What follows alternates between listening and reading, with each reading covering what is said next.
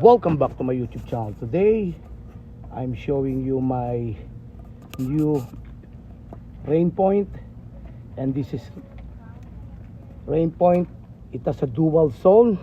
This is the first zone and this is the second zone. So you can buy this online.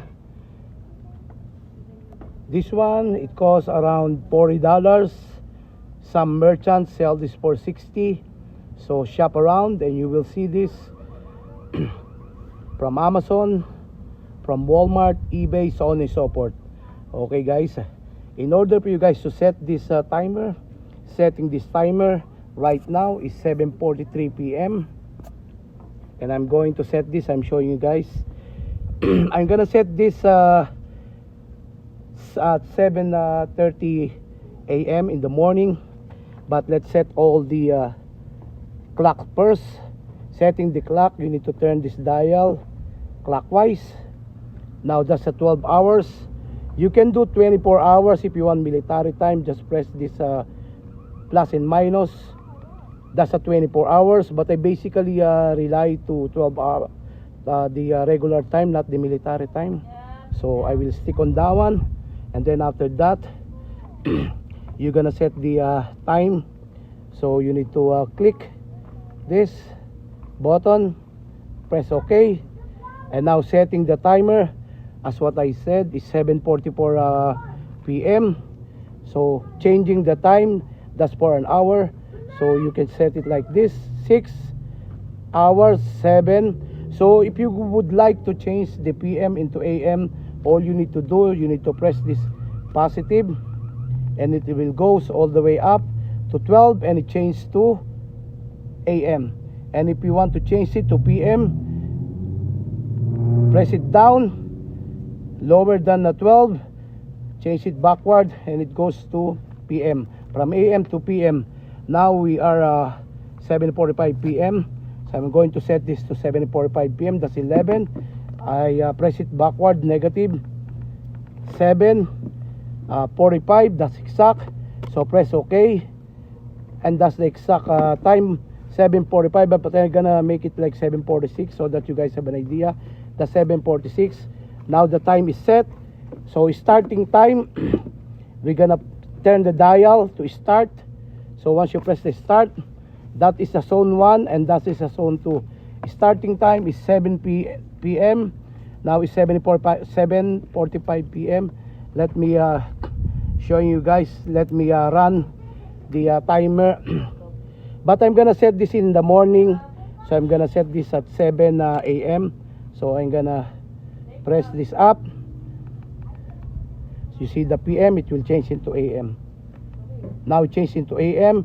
So I'm gonna let this run at 7:30 p.m. So I'm done with this number of hours. Has 7 a.m. in the morning. Click this OK. Now you're gonna go to the numbers of minutes. So I'm gonna set it to 7:30. Press the positive, this button, and it goes up. Now I already set this timer at zone 1, 7:30 a.m. Changing the zone 2, press the zone. Now you are setting the zone 2.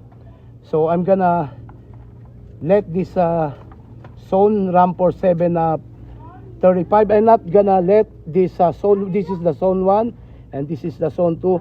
I'm gonna not let them run at the same time. So I'm gonna put an interval. So I'm gonna let it set for 7, and then the second one, this is the second zone. I'm gonna set this at 7:40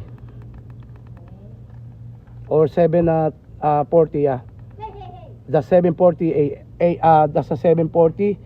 But I should set it to 7:40 a.m.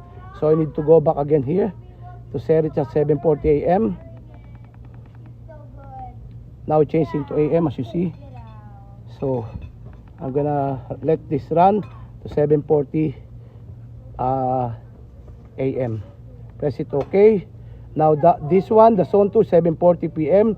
Check the zone 1, 7:30 a.m.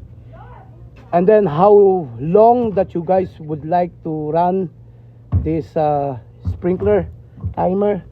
I would like the zone 1 to to run it for 6 minutes only, because the plants that I have on the side of the zone ones are all grafted plants, which are the grafted trees. I put it in the pot, so I'm gonna run it 6 minutes only, and that will be enough. But to the side, the zone 2, I'm gonna let it run for 14 minutes. So adjusting this is an hour, this is a minute. So press this. So if you would like to set this for 13 minutes, press negatives, but I'm gonna set it for 14 minutes. Now you're set to go. All you need to do, you need to go back to start. So once you set, double check your work. It will run for 7:30, zone 2, 7:40. And once you're done with that, turn the dial into on. Now you're set to go. Now it's 7:49 p.m. And if you would like to set the how long that you would like to, how open you guys would like to set, I'm gonna set this to numbers of days. If you would like to set it for 12 minutes, you can adjust it. This one is a 6 days, Monday, Tuesday, Wednesday, Thursday, Friday, and then Saturday. So this timer will run up to Saturday. But if you would like to run every one time, or one time every hours, this is the hours, and that is the days. So I'm gonna set, if you would like to set to run it at 12 minutes, 12 hours, you can set it like 12. But once you're done with that, but I basically let this sprinkler will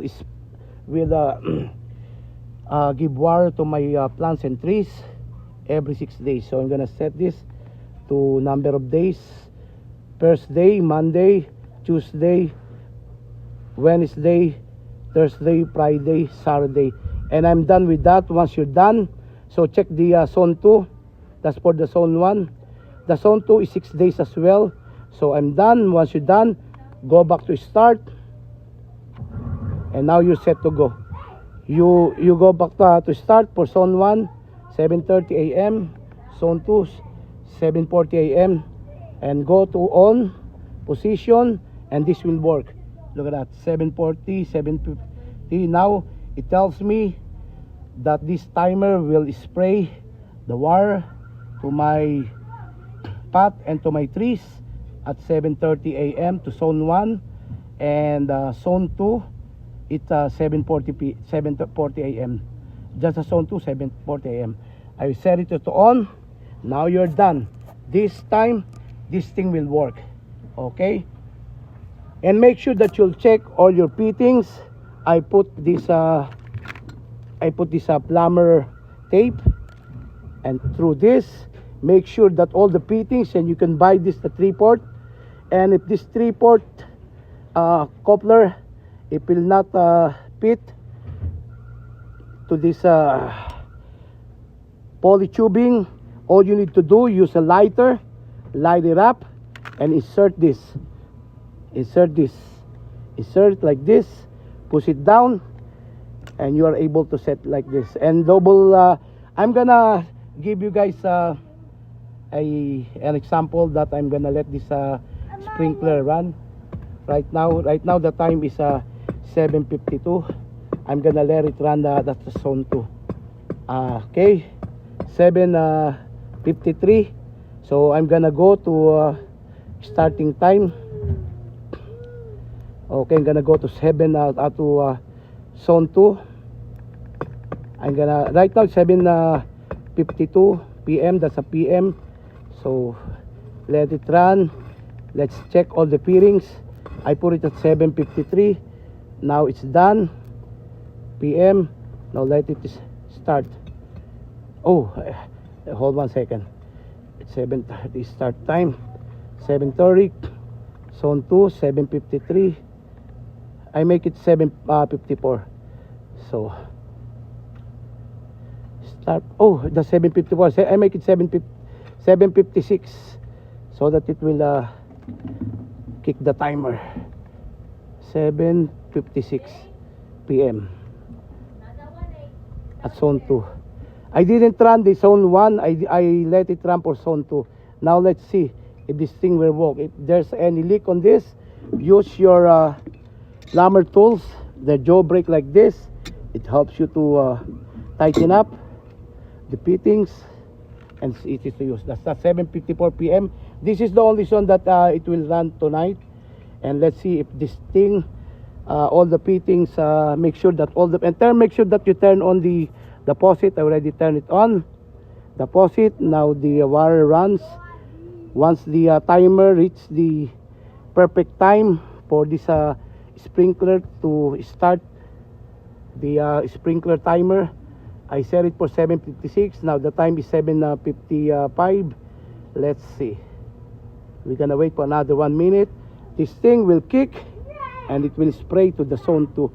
But the zone 1, it will not spray because I set it at 7:30 a.m. But later on, I'm gonna set it up to 7:40 a.m. But I'm only doing this as for testing this bearing. If there's any leaks, that I set it, the plumber tape, and the fittings that I tighten up. Let's see. 7:55, 1 more minute, and this thing will kick. Let's see if there's any leak.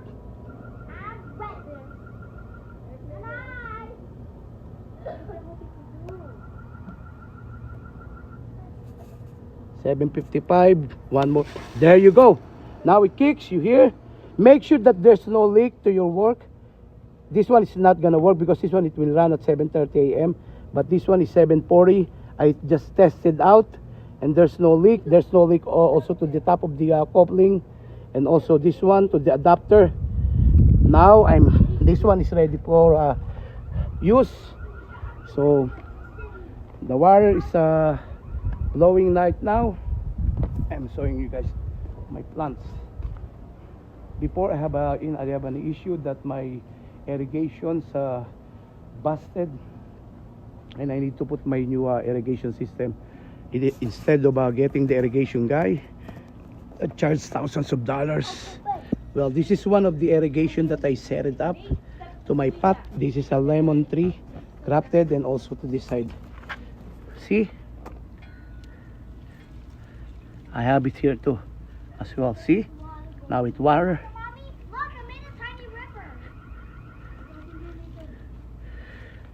See, now everything works. And after this, I'm gonna set it up to 7:40 a.m. later on, the zone 2. Now that's how you guys will set up your rain point. And you see my marungay. Tatay, that's for making This is a river here. good in vitamin C.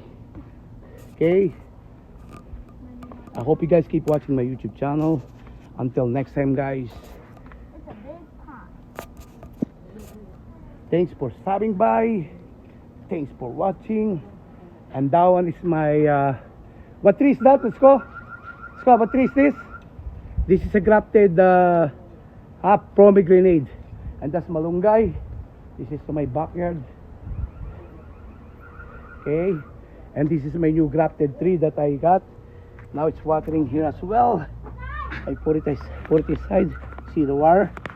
It's already wet. Excuse me. I hope you guys keep watching my YouTube channel. Thanks for stopping by. Again, this is a rain point. That's how you guys set up a rain point dual zone. Thanks for stopping by. Thanks for watching. May God bless you. Bye for now. God bless. Kindly share, subscribe, and like, and comment down below. I catch you guys later for my next video. Bye for now. God bless.